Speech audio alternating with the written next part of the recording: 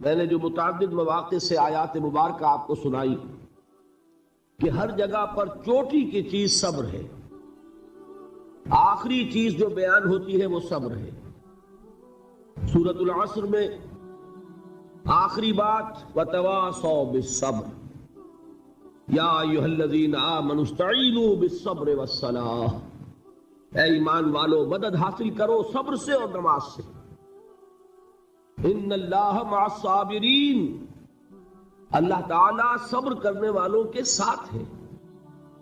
اور پھر آگے چل کر وبشر الصابرین الذین اذا اصابتهم مصیبۃ قالوا انا للہ وانا الیہ راجعون، اے نبی بشارت دیجئے، خوشخبری دیجئے ان صبر کرنے والوں کو کہ جن پر جب بھی کوئی تکلیف یا مصیبت نازل ہوتی ہے تو کہتے ہیں کہ ہم اللہ ہی کے ہیں اور اللہ ہی کی طرف ہمیں لوٹ جانا ہے۔ صبر کا مفہوم ہے اپنے آپ کو تھامنا، روکنا، برداشت کرنا، تحمل کرنا، اور جو بھی اپنا ایک طے شدہ مقصد ہے کسی بھی مخالفت سے بددل ہوئے بغیر، کسی بھی تکلیف یا مصیبت سے ہراساں ہوئے بغیر اس کی طرف پیش قدمی کیے چلے جانا۔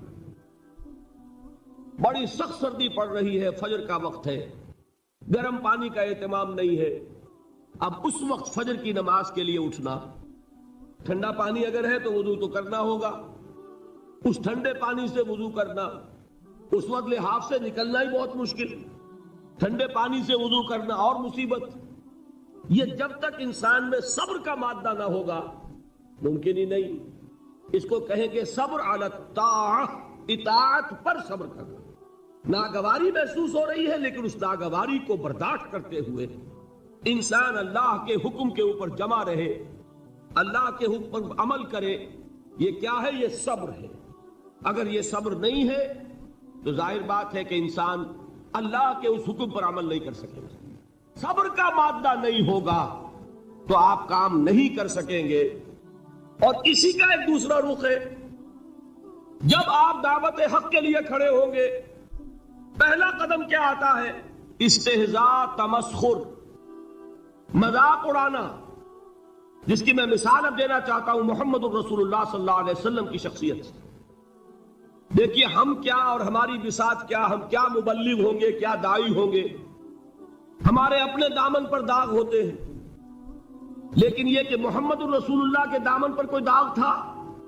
ان کو تو سارے مکے والے الصادق الامین کہتے تھے، نہایت محبوب شخصیت تھے، ان کے لیے تو جا صادق جا الامین یہ الفاظ سننے میں آتے تھے، آنکھوں کا تارا۔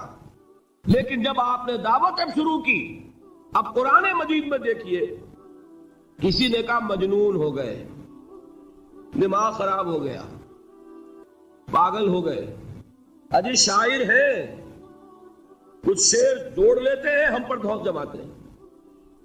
کسی نے کہا ساحر ہے، کچھ جادو سیکھ لیا۔ یہاں تک کہ ایسے بدبخت بھی پیدا ہوئے، قرآن میں ہے ساحر کذاب، سحر کرنے والا جادوگر نہایت جھوٹا۔ یہ الفاظ کہے جا رہے ہیں کس کی شان میں؟ محمد الرسول اللہ صلی اللہ علیہ وسلم۔ قرآن میں نقل کیا گیا یا ایھا الذی نزل علیہ الذکر انک لمجنون۔ کبھی آپ نے اس کا ترجمہ سوچا؟ اے وہ شخص، دیکھیے تصور کیجئے حضور جا رہے ہیں، تشریف لے جا رہے ہیں، کسی دعوت میں ہے، تبلیغ میں، یا ویسے ہی تشریف لے جا رہے ہیں، اور کوئی ایک دم گھٹا ہے لوگوں کا، ادھر سے فکرہ آتا ہے، تیر کی طرح لگتا ہے دل میں جا کر محمد کے صلی اللہ علیہ وسلم۔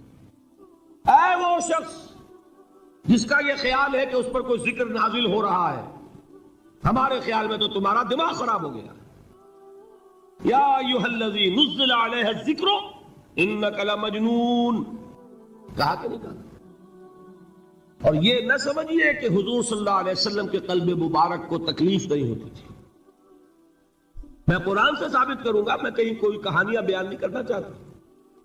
قرآن نے کہا ہے وَلَقَدْ نَعْلَمُ أَنَّكَ يَضِيقُ صَدْرُكَ بِمَا يَقُولُونَ، اے نبی ہمیں خوب معلوم ہے صلی اللہ علیہ وسلم کہ جو کچھ یہ لوگ کہہ رہے ہیں اس سے آپ کا سینہ بھجتا ہے.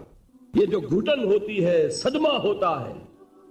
انکا یضیق صدرک بما یقولون، ہمیں خوب معلوم ہے کہ جو کچھ یہ باتیں آپ کو سننی پڑ رہی ہیں، یہ کڑوی کسیلی باتیں، یہ جو فکرے چست ہو رہے ہیں، استہزاء ہو رہا ہے، تمسخر ہو رہا ہے. سورہ حجر میں ہے، ایک جگہ کھڑے ہوئے لوگ قرآن کا مذاق اڑا رہے ہیں.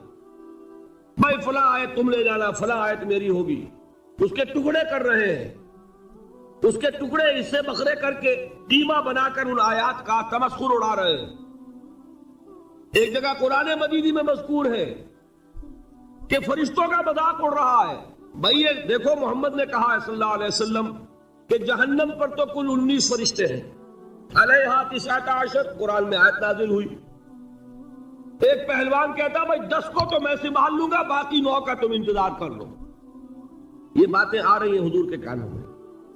کلام الہی کے ساتھ کیا سلوک ہو رہا ہے، مجھ پر کیا فطرے چست کیے جا رہے ہیں، مجھ پر جس طریقے سے استہزاء اور تمسخر کا رویہ اختیار کیا گیا ہے. دل بھج رہا ہے، دل میں صدمہ ہے. دیکھیے سورہ نون ہے، اور میرے نزدیک یہ دوسری وحی ہے جو حضور پر نازل ہوئی ہے. اس کی ابتدائی آیات نون والقلم وما یسطرون ما انت بنعمت ربک بمجنون وَإِنَّ لَكَ لَأَجْرًا غَيْرَ مَمْنُونٍ وَإِنَّكَ لَعَلَىٰ خُلُقٍ عَظِيمٍ فَسَتُبْصِرُ وَيُبْصِرُونَ بِأَيِّكُمُ الْمَفْتُونُ إِنَّ رَبَّكَ هُوَ يَعْلَمُ بِمَنْ ضَلَّ عَنْ سَبِيلِهِ وَهُوَ أَعْلَمُ بِالْمُهْتَدِينَ. نون، قسم ہے قلم کی اور جو کچھ یہ لکھتے ہیں. اے نبی آپ اپنے رب کی نعمت سے مجنون نہیں ہیں. یہ کیوں کہا جا رہا ہے؟ حضور کو جو صدمہ پہنچا ہے وہی نازل ہوئی ہے دل جوئی کے لیے، تسلی کے لیے. آپ کیوں برا منا رہے ہیں؟ اے نبی آپ کیوں صدمہ اور رنج اور اندوہ محسوس کر رہے ہیں؟ ان بدبختوں کے کہنے سے کوئی آپ مجنون ہو جائیں گے؟ مانتا بے نعمت رب کا بھی مجنون وَإِنَّ لَكَ لَأَجْرًا غَيْرَ مَمْنُونٍ. آپ کو جو یہ صبر کرنا پڑ رہا ہے، آپ کو جو یہ جھیلنا پڑ رہا ہے، اس کی وجہ سے آپ کو وہ اجر ملے گا جس کا سلسلہ کبھی منقطع نہیں ہوگا. وَإِنَّكَ لَعَلَىٰ خُلُقٍ عَظِيمٍ. اور اے نبی آپ تو خلق عظیم کے حامل ہیں. آپ کا اخلاق، آپ کا کردار، آپ کی سیرت، آپ کی شخصیت میں طہارت، نفاست، پاکیزگی، آج تک دنیا نے کوئی پاگل، کوئی مجنون ایسا بھی دیکھا؟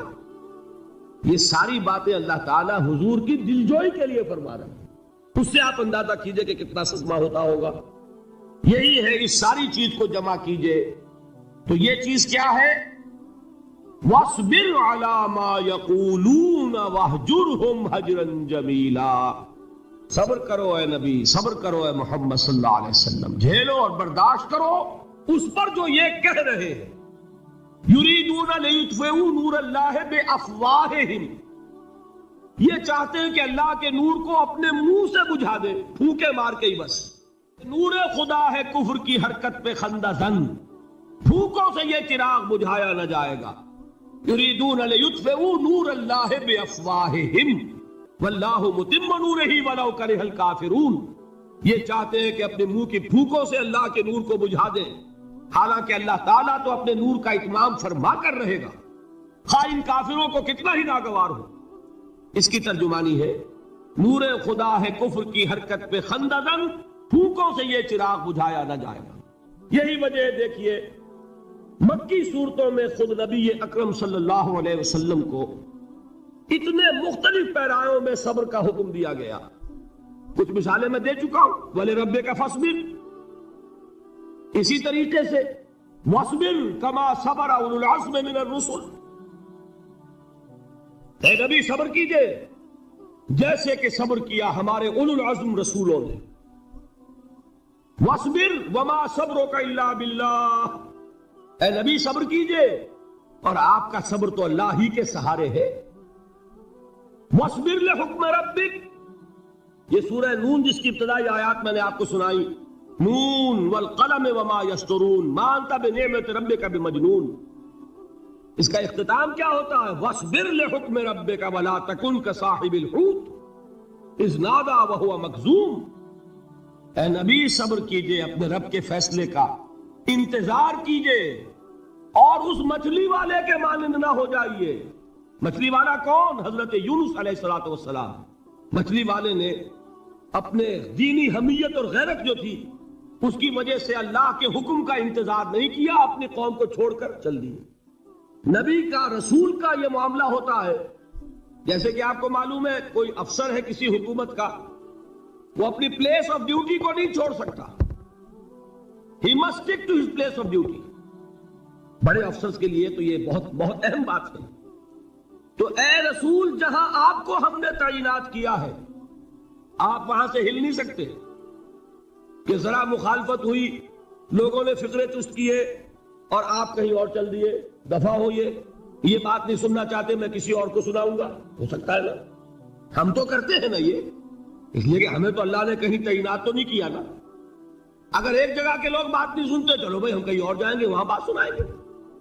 لیکن رسول کا معاملہ ہوتا ہے جو اس کی پلیس آف اپائنٹمنٹ ہے، he cannot leave his place without the express permission of Allah سبحانہ و تعالی۔ آپ نے یہ سنا ہوگا، سیرت کی تقاریر میں پڑھا ہوگا کہ مدینے کی طرف ہجرت کی اجازت حضور نے تمام صحابہ کو دے دی، خود منتظر رہے جب تک کہ اللہ کی طرف سے اجازت نہیں آ گئی۔ حضرت ابوبکر پوچھتے رہتے تھے حضور اجازت آ گئی کہ نہیں؟ نہیں ابھی نہیں آئی۔ حضور اذن آ گیا؟ نہیں آیا، ابھی نہیں آیا۔ حبشہ کی طرف سب کو بھیج دیا، اجازت دے دی جو جانا چاہے چلا جائے۔ حضور کی صاحبزادی جو حضرت عثمان کے نکاح میں تھی وہ بھی ہجرت کر رہی، لیکن حضور تو نہیں گئے۔ رسول نہیں چھوڑ سکتا اپنی جگہ کو، یہاں تک کہ تمام تقریباً صحابہ چلے گئے، حضور رہ گئے، حضرت ابوبکر رہ گئے، حضرت علی رہ گئے، اور حضرت ابوبکر پوچھ رہے ہیں بار بار اجازت آئی یا نہیں؟ نہیں ابھی نہیں آئی۔ حضرت عائشہ نے واقعہ بیان کیا کہ ایک روز اچانک دوپہر کے وقت ہم نے دیکھا کہ حضور نے اپنے پورے جسم کو ڈھانپا ہوا ہے، چہرے کو بھی کپڑے میں ڈھانکا ہوا ہے اور تشریف لا رہے ہیں۔ یہ اس میں تعجب کی بات یہ کہ عرب میں آج بھی آپ کو معلوم ہے کہ یہ چیز جو ہے ان کی روایات کے خلاف ہے کہ دوپہر کے وقت کوئی کسی سے ملنے جائے۔ یہ وقت جو ہے قیلولے کا ہے، آرام کا ہے۔ تو ٹھیک دوپہر کے وقت تشریف لائے حضور، آپ نے آ کے حضرت ابوبکر سے فرمایا کہ اجازت آ گئی ہے۔ حضرت ابوبکر نے بہت خوش ہو کر ایک بات کہی، حضور میں نے 2 اونٹنیاں تیار کی ہوئی ہیں۔ یعنی اب آپ وہ تو سوچتے تھے نا شاباش ملے گی کہ میں نے تیاری کی ہوئی ہے، میں نے 2 اونٹنیوں کو خوب کھلا پلا کے فرما کیا ہوا ہے، بڑی توانا ہے تاکہ ہم تیزی کے ساتھ سفر کر سکیں۔ حضور نے توقف کیا، فرمایا ہاں ٹھیک ہے، 1 اونٹنی میں استعمال کروں گا لیکن میں اس کی قیمت ادا کروں گا۔ حضرت ابوبکر کی آنکھوں میں آنسو آ گئے، روتے ہوئے کہا حضور مجھ سے یہ مغایرت، کیا یہ جان اور مال کسی اور کے لیے ہے؟ آپ مجھ سے بھی کہہ رہے ہیں میری اونٹنی جو ہے وہ بھی بلا معاوضہ آپ قبول نہیں فرما رہے۔ یہ ہے محمد الرسول اللہ کی غیرت اور حمیت کا مطلب۔ اب دیکھیے ایک بات عجیب ہے، یہ ربط اپنے ذہن میں رکھیے، اللہ تو صبر کی تلقین کر رہا ہے اپنے رسول کو، اور رسول یہی تلقین کر رہے ہیں اپنے صحابہ کو، صبر کرو، جھیلو، برداشت کرو، ہاتھ مت اٹھانا، کوئی جوابی کارروائی نہیں ہوگی، بلکہ اپنے اوپر جھیلو جو کچھ جھیلنا ہے، ڈٹے رہو، پیچھے مت ہٹنا، یہ صبر ہے، لیکن ہاتھ اٹھانے کی اجازت نہیں۔ چنانچہ اب ذرا چشم تصور سے دیکھیے، ابو جہل اس نے جو بدترین روش اختیار کی، وہ ایک خاندان تھا حضرت یاسر، ان کی اہلیہ حضرت سمیہ، اور ان کے فرزند حضرت عمار رضی اللہ تعالی عنہم۔ یہ غلام نہیں تھے، حضرت سمیہ تو کنیز تھی لیکن یاسر غلام نہیں تھے۔ ان کی کہانی یہ ہے، واقعہ یہ ہے کہ یہ بہت نیک آدمی تھے یاسر، یمن کے باشندے۔ انہیں کو خواب میں بشارت ہوئی کہ نبی کا ظہور ہونے والا ہے مکے میں، جاؤ شاید ان کے قدموں تک پہنچ جاؤ۔ یہ یمن سے ترک وطن کر کے مکے آ گئے۔ ابو جہل کا ایک چچا تھا، بہت شریف النفس انسان، اس کے ساتھ معاہدہ کیا حلیف بن کر اور وہ مکے میں رہنے لگے. اس لیے کہ یہ نوٹ کر لیجئے مکہ اس وقت ایک قبیلے کا شہر تھا، صرف قریش. یا قرشی رہ سکتا تھا وہاں یا قرشی کا حلیف، کہ اگر تو کسی قرشی نے آپ کو امان دی ہوئی ہے تو آپ رہ سکتے ہیں مکے میں، ورنہ نہیں. یا تیسرے قرشی کا غلام، غلام تو ملکیت ہی ہے اس کی، جیسے بھیڑ بکری ہے کسی قرشی کی اسی طرح اس کے غلام ہے. یہ 3 کیٹیگریز تھی انسانوں کی مکے میں. اسی کو نوٹ کیجئے کہ جو بیچارے غلام تھے وہ سب سے زیادہ ستائے گئے، اس لیے کہ غلاموں کے تو حقوق ہی کوئی نہیں تھے. بلال غلام تھے، ابو فقی غلام تھے، زنیرہ ایک کنیز تھی. ان کو جو مارے پڑی ہیں اس کا آپ کو معلوم ہے. حضرت بلال کے ساتھ جو کچھ امیہ ابن خلف نے کیا، کہ جس طریقے سے کہ حیوانوں کی لاشیں جو ہے کھینچ کر گھسیٹ کر لے جائی جاتی ہیں، ان کی گردن میں رسی ڈال کر گھسیٹتے، اسی طریقے سے حضرت بلال کے گردن میں رسی ڈال کر پھر دوپہر کے وقت مکے کی سنگلاخ گلیوں کے اندر گھسیٹا جاتا تھا. نیچے زمین جل رہی ہے توے کی طرح، اور ویسا بھی ہوتا تھا کہ چت لٹا دیا، اوپر سے وہ آگ مکے کا کہ سورج جو ہے ذرا نوٹ کیجئے آگ برسا رہا، نیچے زمین توے کی طرح جل رہی ہے، اور ایک بھاری سل بھی لا کر جو ہے سر پر رکھ دی، چھاتی پر رکھ دی گئی ہے کہ آواز نہیں نکل رہی، جھاگ نکل رہے ہیں منہ سے. لیکن اس حال میں بھی احد احد احد، ایک اللہ، قل هو اللہ احد، الفاظ نکل رہے ہیں. یہ ہے وہ صبر، صبر علی الابتلاء، صبر علی الایذاء. یہ ابتلاء اور ایذاء پر صبر ہے. جھیلو، برداشت کرو، اس توحید پر قائم رہو، محمد کی رسالت کے اقرار کرتے رہو صلی اللہ علیہ وسلم، لیکن ہاتھ نہیں اٹھانا. اب میں آپ کو بتا رہا تھا یہ تو غلام تھے، یہ جو تھے یاسر یہ حلیف تھے، غلام تو نہیں تھے نا. البتہ وہ ابو جہل کے چچا کی کنیز تھی یہ سمیہ، انہوں نے اجازت لے کر ان سے نکاح کر لیا. یہ تو کنیز رہے گی. بیٹا جو ہوا وہ بھی ایک طرح سے